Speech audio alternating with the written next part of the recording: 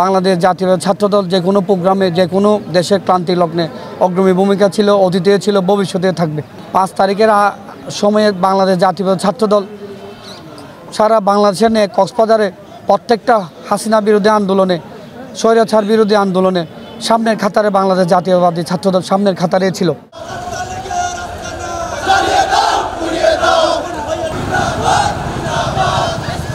আওয়ামী লীগ সরকারে বাক স্বাধীনতা ছিল না, সংবাদপত্রের স্বাধীনতা ছিল না, সাংবাদিকদের মুক্ত কথা বলার অধিকার ছিল না। স্বাধীনভাবে কথা বলতে পারতেছি, এখন তো স্বাধীনভাবে চলাফেরা করতেছি, এখন স্বাধীনভাবে সব কিছু করতে পারতেছি।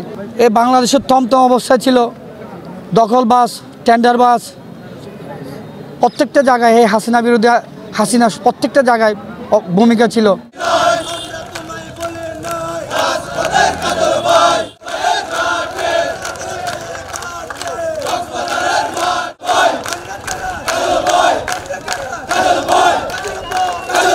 ছাত্রদলের প্রতিষ্ঠা বার্ষিকী উপলক্ষে আমি র্যালি করলাম। কালকে এই কম্বল বিতরণ প্রোগ্রাম করব এবং পাশাপাশি বৃক্ষরোপণ কর্মসূচি করব এবং ছাত্রদলকে নিয়ে খেলাধুলার প্রোগ্রাম করব।